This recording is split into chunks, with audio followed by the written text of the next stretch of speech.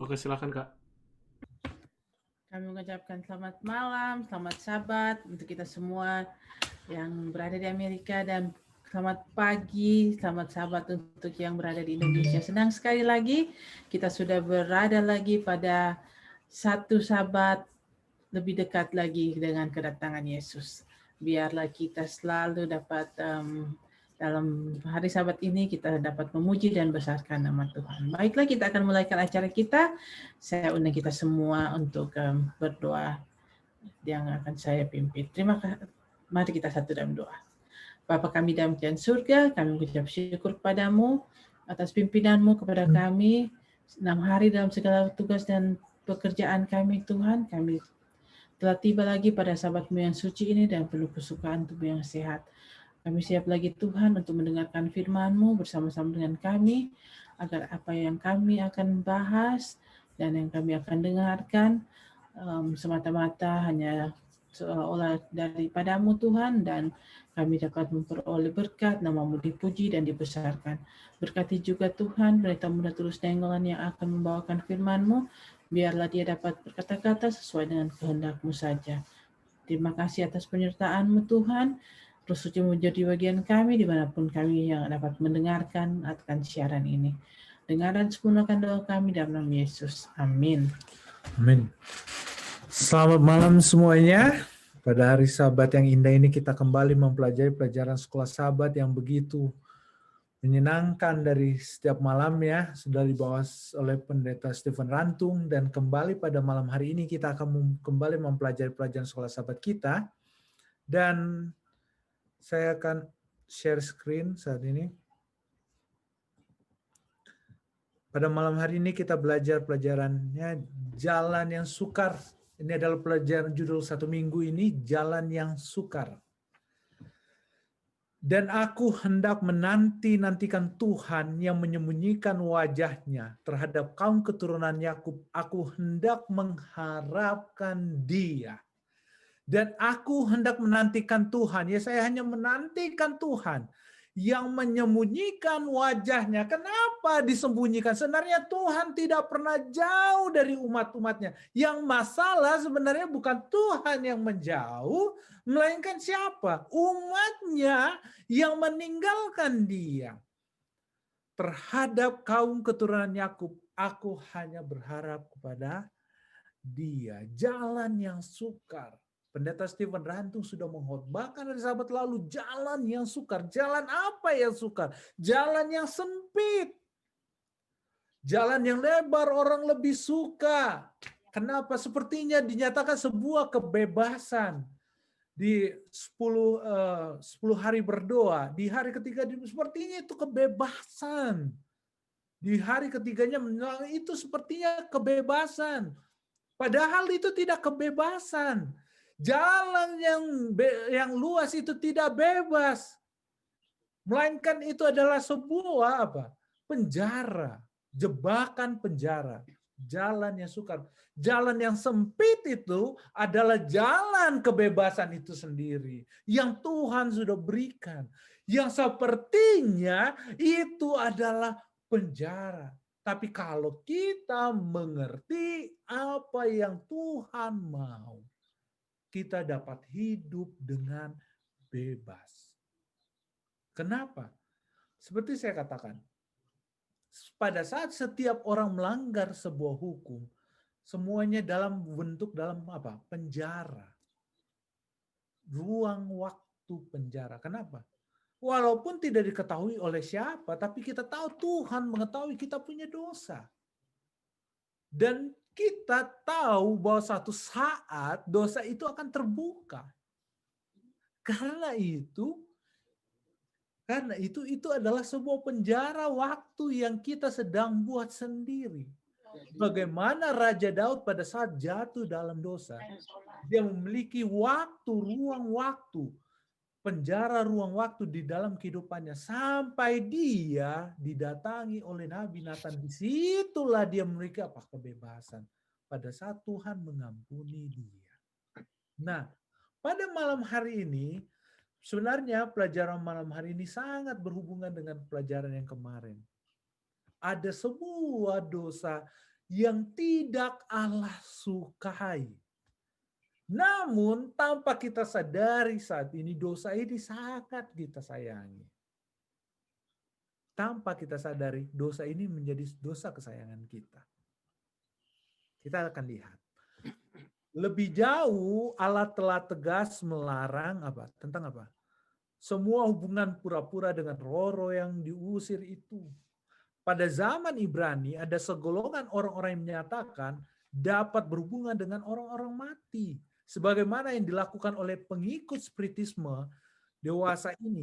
Tetapi roh-roh peramal sebagaimana tamu-tamu dari dunia lain dipanggil dinyatakan Alkitab sebagai roh-roh setan.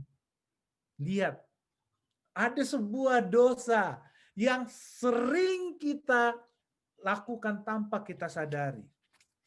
Apa itu? Dosa mempercayai bahwa orang mati itu masih ada. Dosa yang sudah dinyatakan, tipuan setan yang sudah start dinyatakan di Taman Eden. Kalau kita baca di kitab Kejadian pasal 3, ada sebuah pernyataan dari setan bahwa engkau tidak akan mati. Tipuan itu, bahwa ada roh. Setelah dia mati, rohnya melayang-layang. Itu adalah sebuah apa? Spiritisme. Dan tanpa kita sadari, kita senang mendengar cerita-cerita spiritisme. Bahkan kalau di Indonesia sekarang film nomor 1 adalah film spiritisme. Kenapa? Saya ingin menceritakan apa yang terjadi di Unai pada saat 33 orang kesurupan. Startnya adalah pada saat itu adalah karena orang yang kesurupan pada saat itu menonton film spiritisme. Karena dia nonton film spiritisme itu, dia ketakutan, dan karena ketakutan itu, maka dia sudah tunduk kepada apa? Kepada setan sendiri. Start dari itu, saudara. Tanpa kita sadari, padahal itu adalah sebuah kejijian di hadapan Tuhan. Kita menyukai itu.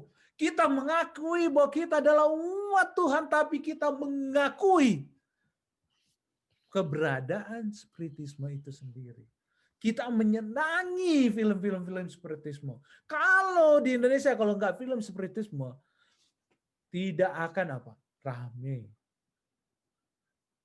Bahkan kalau di film itu ada film-film spiritisme, waduh, pemainnya bilang saya rasa ketakutan, ada yang ganggu, ada setan, makin terkenal film itu. Di sini tulisan Roh buat katakan apa? Sangat Tuhan tidak suka.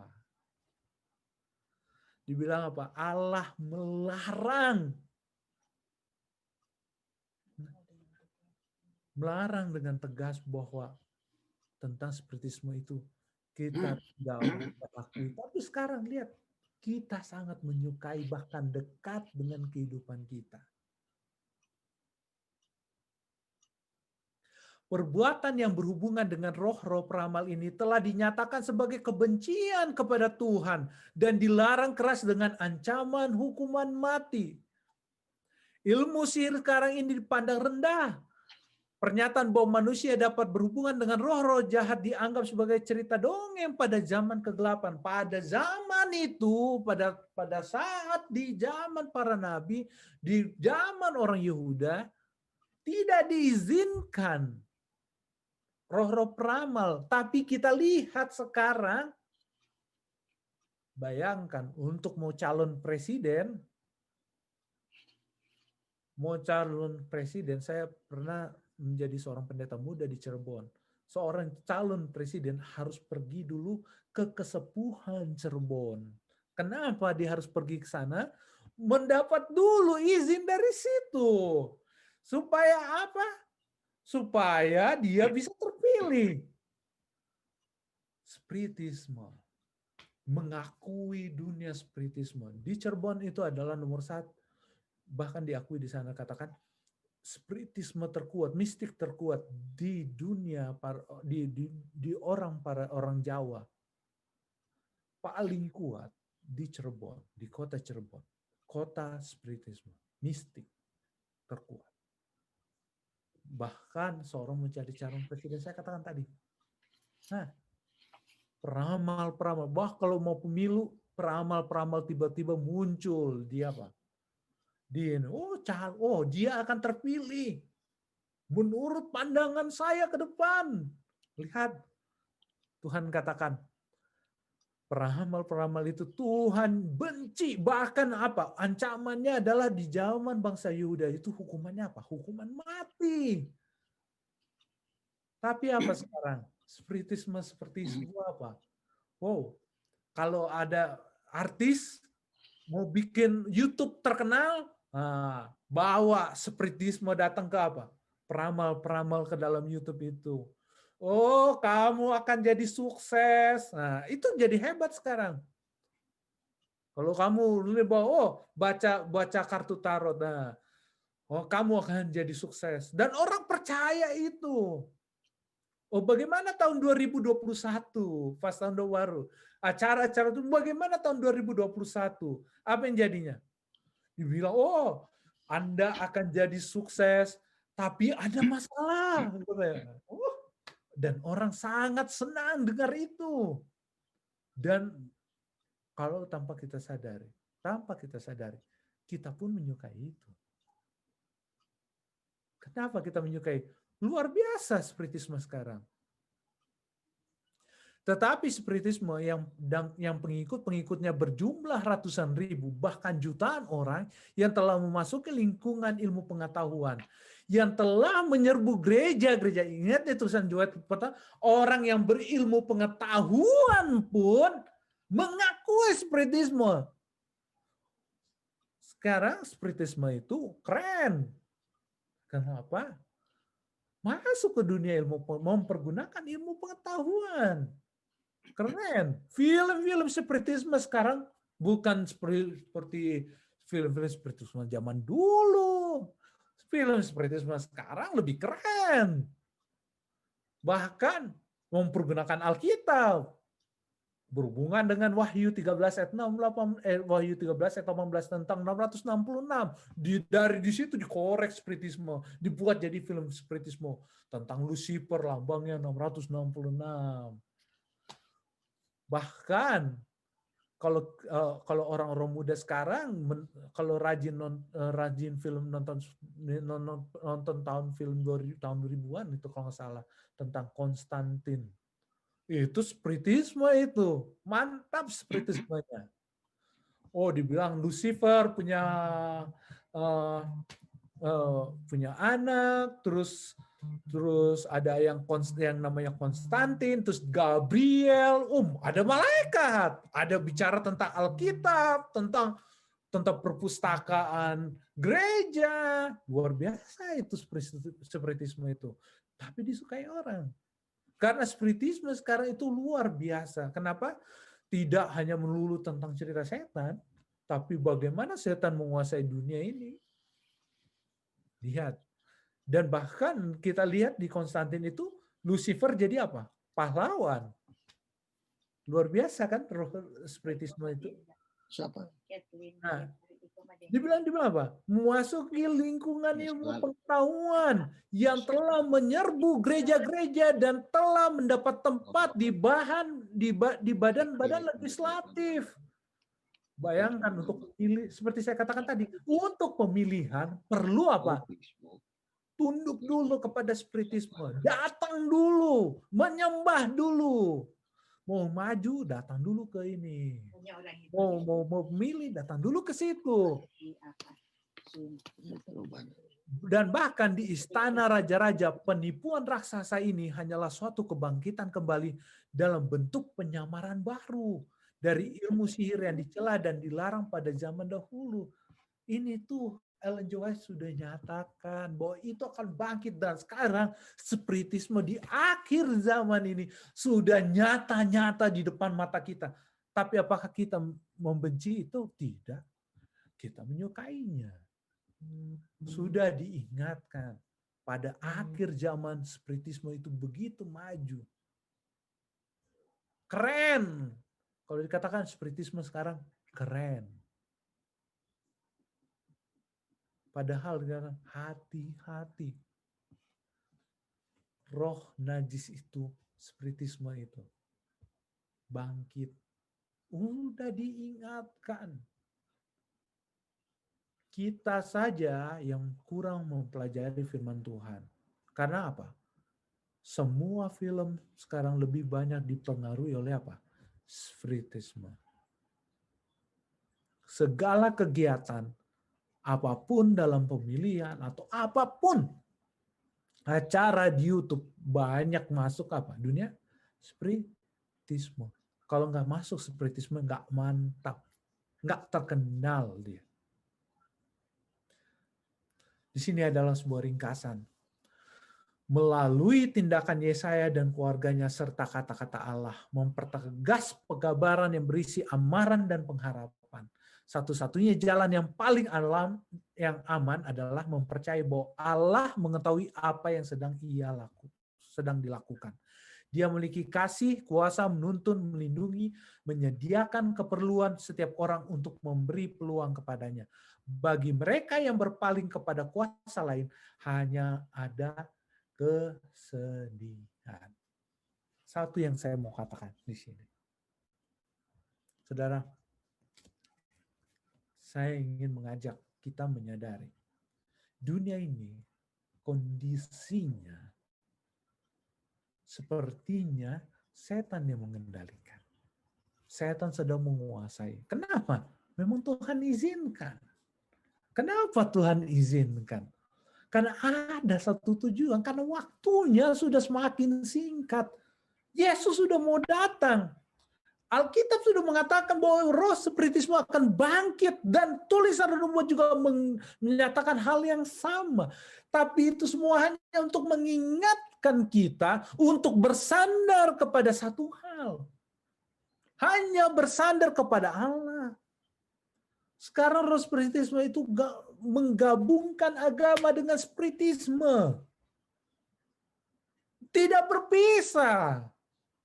Ada yang percaya bahwa Allah, Yesus itu Tuhan. Tapi tanpa disadari kita ini tetap mengandalkan dunia spiritisme kita. Bahkan mengatas spiritisme sekarang, mengatasnamakan Tuhan. Keren film spiritisme sekarang. Mengandalkan Alkitab, mempergunakan Alkitab. Kalau di Indonesia, mempergunakan Al-Quran. Keren. Mau mengandalkan agama. Semuanya roh spiritisme sekarang mengandalkan agama. Keren. Mengandalkan pengetahuan. Semua masuk. Kenapa itu?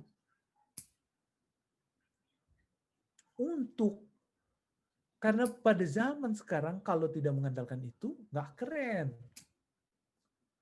Namun, kembali, apakah kita mau tunduk kepada roh spiritisme? Apakah kita lebih percaya dengan kuasa setan yang dapat melindungi kita atau kuasa Tuhan yang melindungi kita? Dan apa yang terjadi dalam Raja Ahaz? Dia mencari perlindungan terhadap roh spiritisme daripada apa? Pada Tuhan. Kenapa? Dia mau minta perlindungan. Dan harus kita sadari bahwa roh spiritisme itu tidak akan dapat memberikan kepada kita apa? Perlindungan. Yang bisa hanya memberikan perlindungan kepada kita hanyalah Tuhan.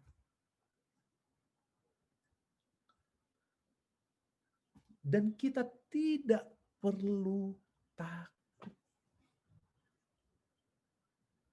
Kenapa? Selama kita masih hidup. Selama kita masih hidup dan mau bergantung kepada Tuhan. Saat ini dituntut kita untuk bergantung kepada Tuhan. Bersandar kepada Tuhan. supaya kita bisa terhindar terhadap roh-roh spiritisme, baik dari televisi, media, atau apapun roh-roh spiritisme itu. Kita bisa hindari. Bagaimana caranya? Bersandar kepada Tuhan. Ketakutan-ketakutan kita akan bisa apa? Kita tinggalkan. Karena setan mempergunakan rasa takut kita untuk menaklukkan kita. Dan kita harus sadari, kalau kita bersandar kepada Tuhan yang begitu kuat, Dia adalah pencipta, Dia adalah pemilik hidup. Satu kuasa apapun tak dapat membunuh kita. Banyak kesaksian di dalam dunia ini.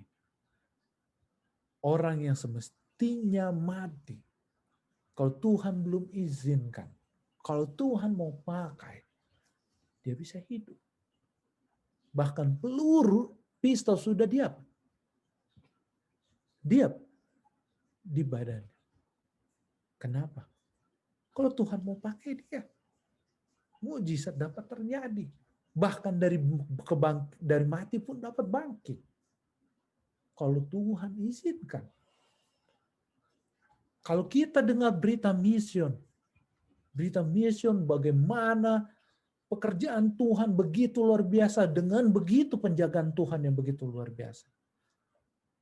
Kesaksian para pendeta, bagaimana dia mau diganggu tapi Tuhan jaga.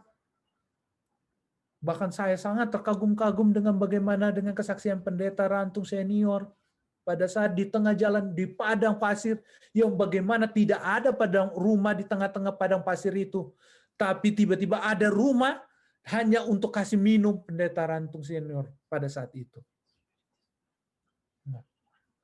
Pendeta senior pada saat itu penjagaan Tuhan. Kalau Tuhan mau pakai, kondisi seperti apapun Tuhan dapat melindungi kita. Apalagi dengan kuasa spiritisme seperti itu. Tuhan dapat menjaga kita, melindungi kita dari kuasa apapun. Sehingga kita dapat menghindari ketakutan-ketakutan yang kita miliki.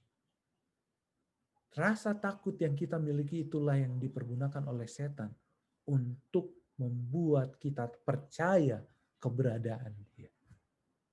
Sehingga kita mengakui kebohongan terbesar yang setan sudah buat sejak di Taman Eden. Karena itu, pelajaran malam ini sebagai sebuah kesimpulan.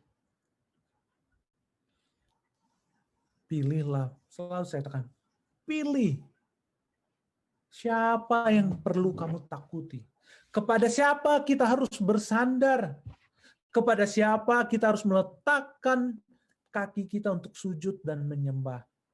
Kenapa saya katakan itu? Pada saat kita mengakui keberadaan spiritisme, kita mengakui kebohongan dusta setan yang paling besar. Dengan demikian, kita sudah berada di bawah awang-awang apa? Dusta itu sendiri. Di bawah kuasa setan itu sendiri. Di bawah rasa takut itu sendiri. Bagaimana untuk melawannya? Kita tidak bisa dengan kekuatan kita. Karena apa? Hanya bisa melawan kuasa seperti ini. Dengan melawan dengan apa? Bersandar kepada kekuatan yang tak tertandingi. Yaitu kuasa Roh Kudus, kuasa Tuhan kita, kuasa Bapa kita. Pada saat kita bersandar kepada kuasa Allah, kuasa yang seperti ini tidak bisa melawan. Kalau kita masih bersandar kepada diri kita, kita pun akan kena.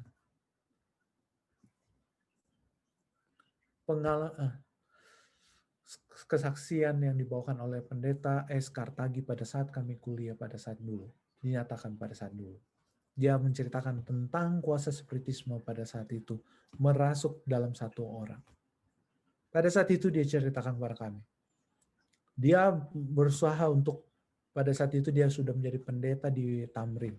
Dia berusaha untuk mengusir setan pada saat itu. Tahu apa yang dikatakan? Pertama dikatakan, atas nama Yesus, aku akan mengusir engkau. Apa jawaban setan terhadap dia? Saya kenal Yesus siapa engkau. Kenapa? Masih ada rasa kesombongan diri karena saya pengalaman dia selama 6 tahun jadi pendeta senior.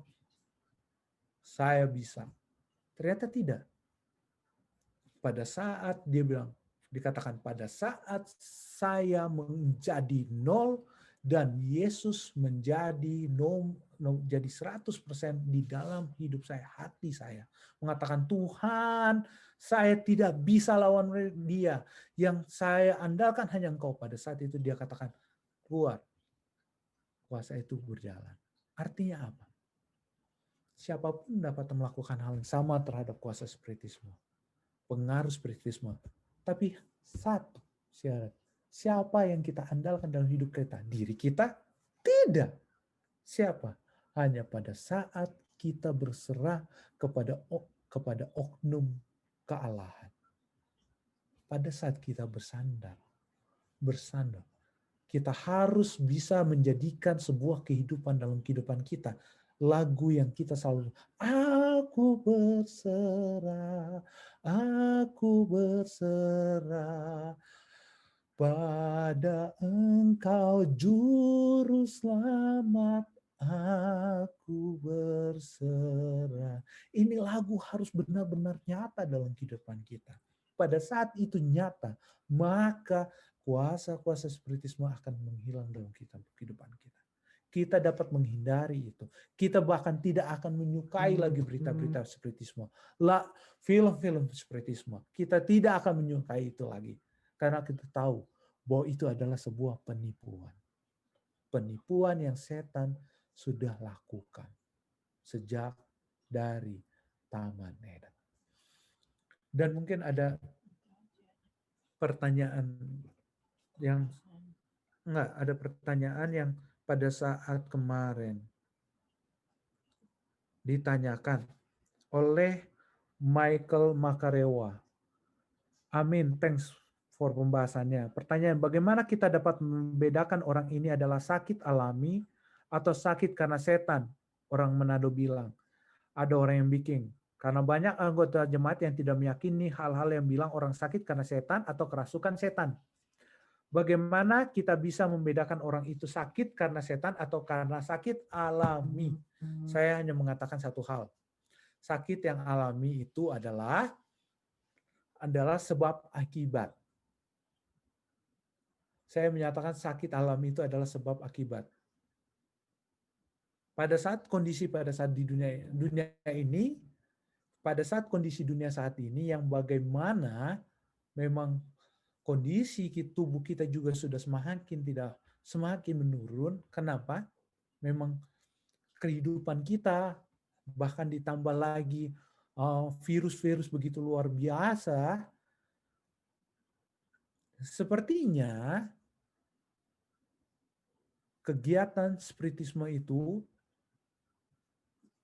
seperti saya katakan tadi jadi semakin sulit kita membedakan antara penyakit yang alami dengan yang dipercaya oleh orang-orang spiritisme seperti itu. Tapi satu hal yang saya bisa katakan bahwa penyakit alami selain virus sudah terlalu banyak di dalam lingkungan kita, dalam kehidupan kita pada saat ini, yang pasti penyakit alami itu adalah sebab dan akibat. Kenapa? Ada sebabnya dan ada akibatnya. Contohnya, karena kita Tuhan sudah berikan kepada kita prinsip makan itu adalah cukup. Cukup itu tidak berlebih, tidak kekurangan. Contoh, memakan garam berlebihan, jadi apa? Kita pun mendapatkan penyakit tekanan darah tinggi. Kekurangan bahaya juga. Tubuh kita kekurangan garam itu sangat berbahaya dalam kehidupan kita. Nggak bisa itu dalam tubuh kita. Jadi kita tetap tubuh kita membutuhkan garam. Itu ada sebab dan akibat. Namun hal-hal yang dibilang berbau mistik atau spiritisme itu masih ada karena di dalam lingkungan kita kondisi pada saat ini dunia spiritisme begitu luar biasa. Yang pasti Yang saya dapat katakan itu adalah kalau yang alami itu adalah sebab akibat. Yang spiritisme itu di luar akal apa? Akal sehat. Misalnya kecelakaan. Apakah setan bisa buat kecelakaan? Bisa. Setan bisa membuat kecelakaan. Kalau kita baca di dalam kitab Ayub, apa yang terjadi dalam keluarga Ayub, itu adalah apa? Setan lakukan, tapi berdasarkan izin dari siapa? Tuhan. Untuk menguji siapa? Menguji iman Ayub. Namun, untuk menghindari itu semua, apakah bisa? Bisa. Spiritisme itu bisa. Seperti saya katakan, selama kita bersandar kepada Tuhan, biar Tuhan yang mengatur hidup kita. Biarkan Tuhan yang mengatur kehidupan kita. Dapat diizinkan untuk menguji iman kita. Menguji iman kita.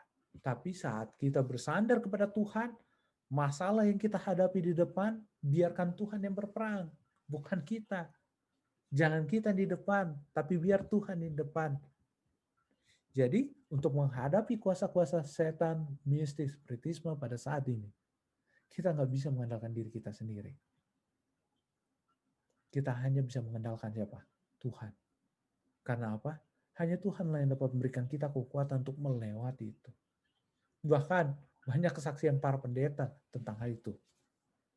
Bagaimana Tuhan melindungi mereka dari kuasa seperti itu. Dan berita mission juga banyak. Yang tahun lalu banyak itu. Jadi semuanya itu semua menjelaskan kepada kita. Setan memang dunia sudah mau di ujungnya. Tapi Tuhan memiliki intervensi untuk menjaga dan melindungi umat-Nya. Siapa yang kita perlu takuti? Tidak ada yang perlu kita takuti kalau Tuhan berserta dengan siapa? Dengan kita. Mungkin ada tambahan atau pertanyaan. Mungkin ada tambahan mungkin dari pendeta Kasaulia. Terima kasih banyak pendeta.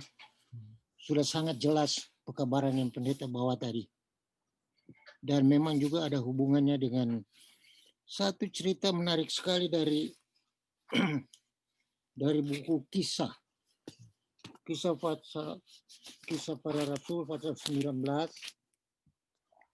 mulai ayat 13. Tapi sebelumnya kita lihat di dalam ayat 11 betapa Paulus mengadakan banyak mujizat. Ayat 12 katakan, bahkan orang membawa sapu tangan atau kain yang pernah dipakai oleh Paulus dan meletakkannya atas orang-orang sakit, maka lenyaplah penyakit mereka dan keluarlah roh-roh jahat. Luar biasa. Paulus punya penyerahan kepada Tuhan, ketergantungan kepada Tuhan sampai dia punya sapu tangan saja bisa usir setan. Lalu di dalam ayat 13 dia mulai. Ada beberapa tukang jampi Yahudi ya, yang berjalan keliling di negeri itu mencoba menyebut nama Tuhan Yesus atas mereka yang kerasukan roh jahat. Dan berseru katanya, aku menyumpahi kamu demi nama Yesus yang diberitakan oleh Paulus. Mereka yang melakukan hal-hal itu ialah 7 orang anak dari seorang imam kepala Yahudi bernama Skewa. Jadi luar biasa, ini imam punya anak 7 orang ya mau coba-coba sembuhkan orang pakai nama Yesus. Lalu ayat 15 bilang, tetapi roh jahat menjawab itu. Seperti yang pendeta katakan tadi. Yesus aku kenal dan Paulus aku ketahui. Tetapi kamu, siapakah kamu? Setan kenal Yesus, setan kenal Paulus. Jangan coba-coba seakan-akan dia bilang, jangan coba-coba bikin seperti Paulus karena saya kenal dia. Kamu nih siapa? Lalu hebat sekali ayat 16. Dan orang-orang yang dirasuk roh jahat itu menerpa mereka. Jadi orang-orang yang kemasukan roh jahat hantam ini orang 7 anak dari orang Skewa ini. Dan menggagahi mereka semua dan mengalahkannya sehingga mereka lari dari rumah itu dengan telanjang dan luka-luka. Ya, luar biasa. Jadi kita lihat di sini, setan kenal. Setan kenal saya dan saudara. Sama dengan setan kenal Paulus. Setan kenal Yesus. Jadi di sini kuasa yang digunakan oleh Paulus adalah kuasa dari Tuhan Yesus. Dan luar biasa saudara, kita jadi seakan-akan begini, jangan kita coba-coba ya. Jangan coba-coba mau bermain dengan setan ya. Karena dia juga minta pengorbanan. Kalau Yesus minta kita berkorban dengan perpuluhan, penyerahan dan lain-lain, setan juga minta pengorbanan. Ayam putih, beras atau apa, kalau tidak kasih ya sudah. Dia putar batang leher itu. Jadi jangan main-main dengan setan. Lebih baik kita sekarang berserah. Jadi tapi ini sekolah sahabat tepat waktunya. Dan sama seperti yang pendeta katakan tadi, sekarang ini di mana-mana. Saya lihat di internet, kalau saudara hitung-hitung, terlalu banyak sampai saya tidak bisa hitung berapa total itu ini orang-orang tukang jampi dan lain-lain di seluruh dunia. Ratusan ribu. Karena setan juga tahu masanya sudah singkat, dia akan kerja keras kalau boleh umat-umat Tuhan. Saya dan saudara jatuh, jangan saudara. Jangan. Kita sudah dari dulu dalam kebenaran, pertahankan itu. Karena setan tahu kita. Dia tahu juga kita punya iman kuat sampai di mana. Sedangkan Ayub sendiri, setan tidak berani. Nanti Tuhan izinkan baru setan kasih penyakit dan lain-lain. Dan ini risiko besar sekali karena Tuhan nekat. Silakan, you mau coba. Karena Tuhan sudah tahu Ayub dari dulu hidup sebagai orang suci, orang saleh, sehingga apapun yang terjadi tidak bisa goyah. Tuhan sudah tahu itu. Dan memang Ayub bertahan sampai akhir. Jadi yang utama sekarang saudara, kita dengan Tuhan selalu. Jangan coba-coba tinggalkan Tuhan. Ya. Coba tinggalkan Tuhan, setan bilang sudah, saya punya makan-makan ini. Jadi terima kasih saudara untuk kesempatan ini, kita dapat belajar bersama-sama. Terima kasih juga di pendeta yang memberikan pelajaran yang cukup jelas bagi saya dan saudara. Terima kasih. Terima kasih Pak Pendeta atas tambahannya. Memang seperti dikatakan tadi yang pendeta bahwa waktunya udah makin singkat, setan semakin kerja keras. Salah satunya adalah dari 3 roh najis itu adalah spiritisme, andalan setan pada saat ini. Jadi apa? Kita harus bersandar pada Tuhan. Saatnya kita lebih bekerja keras daripada setan. Apa yang kita harus lakukan? Ceritakan kasih Tuhan. Kasih bahwa Tuhan melindungi umat-umatnya yang setia. Baik, terima kasih untuk pelajaran tersebut. Dan untuk tambahan dari Pendeta Saulia, kami ucapkan terima kasih juga. Dan kita akan masuk dalam doa dan kesaksian bagi saudara-saudara yang mau bersaksi atau ada hal-hal yang perlu kita doakan, kami persilakan. Kita ada yang hal-hal yang akan kita doakan pada kemarin yang masuk terlambat, maksudnya pas kita sudah berdoa dan mereka masuk, ya, kita doakan di sini keluarga Samuel Manueke Senduk yang pemulihan COVID di Bandung, tolong kita doakan bersama. Baru Ibu Pinondang Sihaan Manurung yang di Kanada juga yang sakit COVID juga. Terus kita doakan juga Sir Martin Sengke, dan pada saat ini kita akan mendoakan juga banjir yang di Manado dan bencana alam yang ada di Indonesia. Mungkin masih ada lagi yang akan kita doakan. Kita juga akan doakan pendeta dan ibu pendeta Claudia agar tetap sehat. Terima kasih. Terima kasih.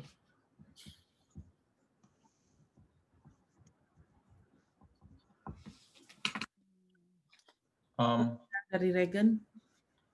Ya, saya Saya cuma mau terima kasih kepada Tuhan atas saya punya WP telah tiba pada hari kemarin setelah 5 bulan lebih menunggunya. Saya sangat berterima kasih dan sangat senang pada Tuhan karena saya mendapatkan WP-nya setelah berbulan-bulan tidak punya WP, dan dengan itu mengemudikan mobil belum ada SIM juga. Jadi memang ya begitulah. Tapi saya mau terima kasih saja atas semua doa-doa yang telah diberi mendoakan saya, sehingga because I know that more prayer, more power. Jadi saya berterima kasih banyak pada Tuhan atas pimpinannya. Oke. Terima kasih Regen. Masih ada lagi? Dan kita akan mendoakan yang sudah menuliskan di komen. Kita doakan Bapak Stanley Tambingon dan Ibu Yeni Mantiri Ransun yang di Rumah Sakit Bandung. Baiklah, kalau sudah tidak ada lagi, kita akan berdoa bersama-sama yang akan dibawakan oleh Pendeta Muda Tulus Nainggolan. Mari kita sama-sama berdoa. Bapa Sorgawi, Bapa yang mengasihi kami, pada malam hari ini kami kembali menghadap hadirat-Mu, mengucapkan syukur ya Tuhan atas berkat dan perlindungan yang Kau berikan sehingga kami dapat tiba kembali pada hari Sabat yang indah ini untuk memuji dan memuliakan nama-Mu, mempelajari firman Tuhan yang selalu mengingatkan kami ya Tuhan untuk terus bersandar kepada-Mu. Karena pada saat ini di dalam dunia yang semakin gelap ini ya Tuhan, tantangan-tantangan hidup yang kami hadapi, ujian-ujian yang begitu berat yang kami sering hadapi ya Tuhan, yang tanpa kami sadari bahkan bahwa ujian-ujian itu telah datang dalam kehidupan kami. Karena itu ya Tuhan, biarlah kami dapat terus bersandar kepada Engkau ya Tuhan. Menyerahkan hidup kami dalam tangan-Mu, sehingga kami dapat melihat Engkau bukakan dalam mata rohani kami. Mana jalan yang harus kami tempuh. Mana jalan hidup yang kami harus jalani. Sehingga setiap keputusan yang kami ambil, itu semuanya sesuai dengan kehendak Tuhan saja.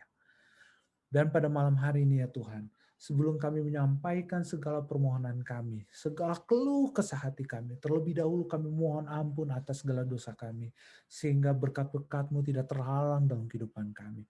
Dan pada malam hari ini ya Tuhan, kami mendoakan sahabat-sahabat kami, saudara-saudara kami ya Tuhan, yang pada saat ini dalam keadaan kurang sehat ya Tuhan. Seperti Om Joni Kawan dan Om Lumenta. Biarlah kasih Tuhan terus bersama-sama dengan mereka ya Tuhan.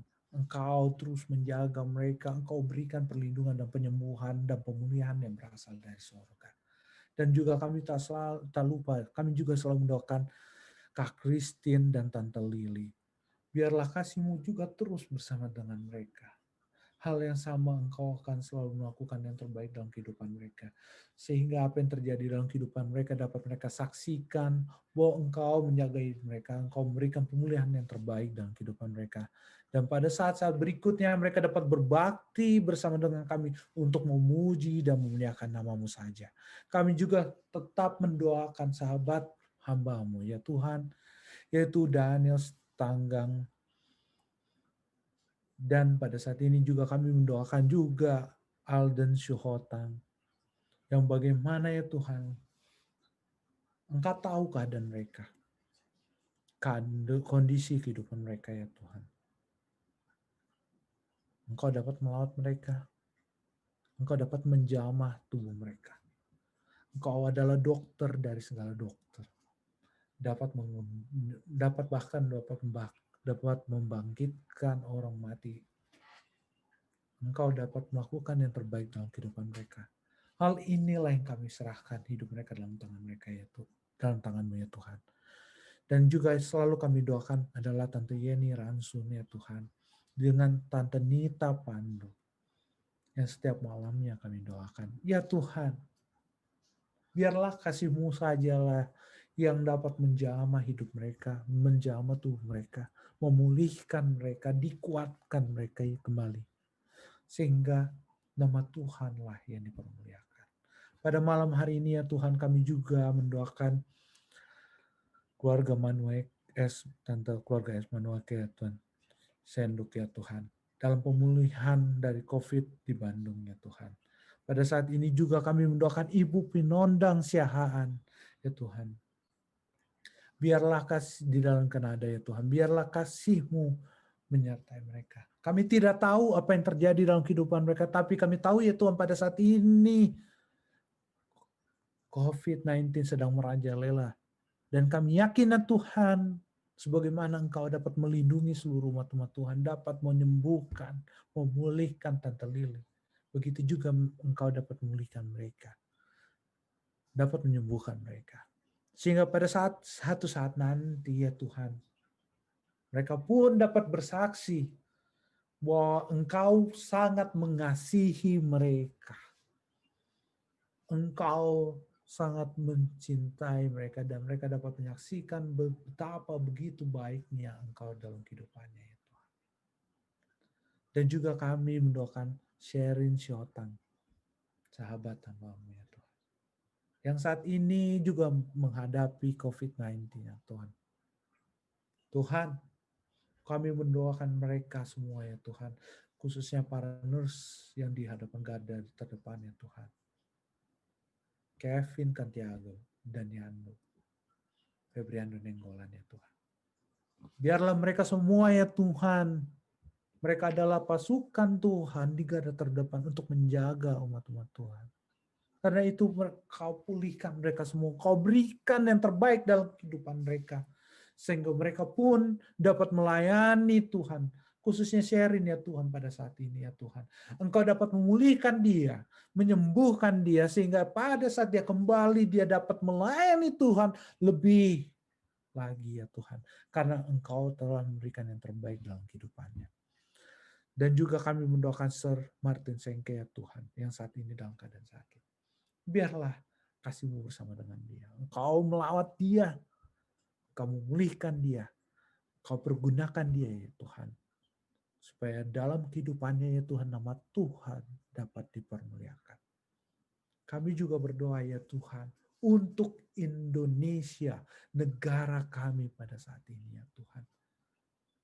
Kami tahu di dalam Alkitab sudah dinyatakan bahwa kondisi saat ini adalah kondisi menjelang kedatangan Yesus yang kedua kali.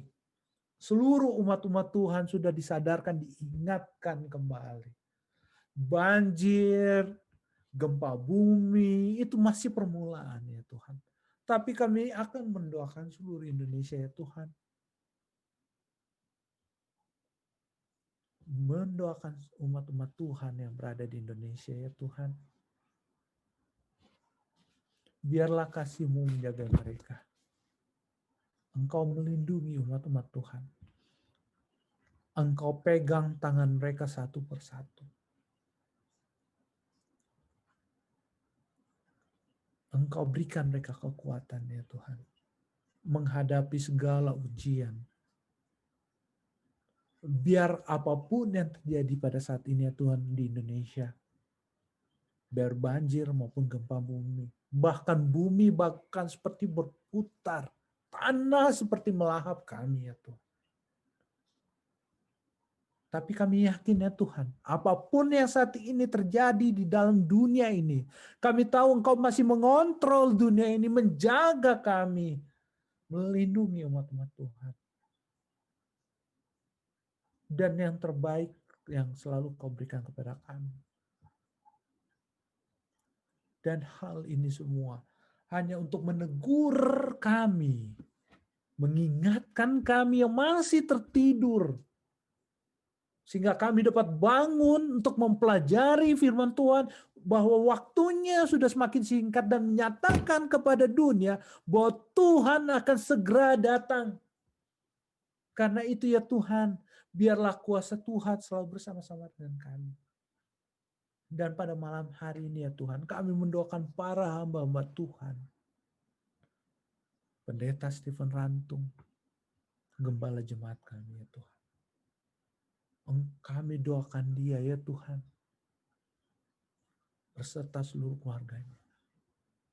Ibu Pendeta, Sean dan Shaina.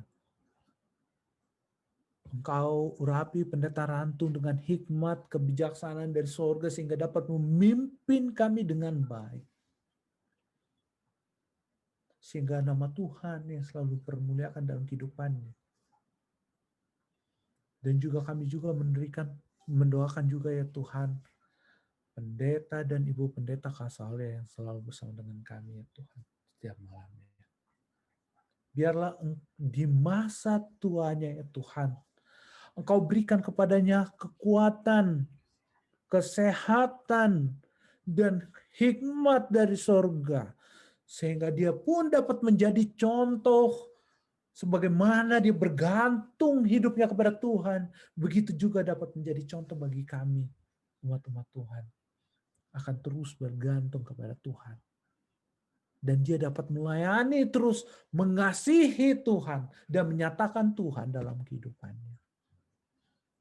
Pada saat ini ya Tuhan juga kami mengucapkan syukur ya Tuhan. Karena Engkau begitu mengasihi umat-umat Tuhan. Khususnya saudara kami Regan. Engkau telah memberikan WP kepadanya ya Tuhan. Engkau juga telah menjaga selama ini pada saat dia drive. Walaupun dia tidak memiliki WP ya Tuhan. Hanya penjagaan-Mu sajalah ya Tuhan. Sehingga tidak terjadi apa-apa dalam kehidupannya ya Tuhan. Karena penjagaan-Mu ya Tuhan dalam kehidupan kami semua. Pada saat ini ya Tuhan, kami juga mendoakan Stanley Tamingon ya Tuhan yang pada saat ini dalam sakit ya Tuhan. Dan juga hamba-Mu juga berdoa khusus untuk sahabat hamba-Mu juga ya Tuhan. Pendeta Raffles Siagian ya Tuhan yang berada di Indonesia pada saat ini. Yang kadang sakit karena demam berdarah ya Tuhan. Tuhan, biarlah Engkau memberkati mereka semua. Engkau lawat, Engkau sembuhkan. Engkau sembuhkan semua umat-umat Tuhan ya Tuhan. Engkau sembuhkan para pendeta kami yang sakit ya Tuhan. Sehingga kami semua dapat bersatu padu. Menyatakan kepada dunia ada satu pengharapan di tengah kehancuran dunia ini. Bahwa kami bersandar kepada pengharapan itu. Pengharapan kedatangan Yesus yang kedua kali. Karena itu ya Tuhan, berkati kami semua umat-umat Tuhan jemaat Fisdak. Berkati juga ya Tuhan semua yang telah hadir dalam Fisdak live stream ini. Biarlah semuanya pelajaran sekolah sahabat yang kami firman Tuhan yang telah kami dengarkan ini ya Tuhan dapat memberikan kekuatan dalam kehidupan kami. Sehingga kami terus dapat berjalan sesuai dengan kehendak-Mu saja. Biarlah kami kasih Tuhan selalu menyertai kami. Karena doa ini kami alaskan dalam nama Yesus yang telah menjadi juru selamat kami, menebus kami dari dosa-dosa kami. Amin. Amin. Baiklah, untuk acara malam hari ini kita sudah selesai. Saya ucapkan terima kasih kepada kita semua yang sudah bergabung. Semoga firman Tuhan yang kita sudah dengarkan, kita dapat hidupkan dalam kehidupan kita sehari-hari dan kita memperoleh berkat nama Tuhan dipuji dan dibesarkan. Kita akan bertemu kembali pada besok pagi dalam acara Sekolah Sahabat dan Khotbah dan kita akan berjumpa juga pada jam yang sama 7.30 waktu New Jersey malam dengan Sekolah Sahabat seperti biasa acara Sekolah Sahabat. Baiklah, sampai kita ketemu besok pagi dalam acara Sekolah Sahabat dan Khotbah. Tuhan memberkati kita semua. Bersama-sama dengan kami di Jemaat Fisdak, pelajaran Sekolah Sahabat yang untuk kita baca. Malam hari waktu Amerika, pagi hari waktu Indonesia, kita akan masuk kepada bagian yang kedua, ya ada hal-hal yang dapat kita doakan bersama. Silakan.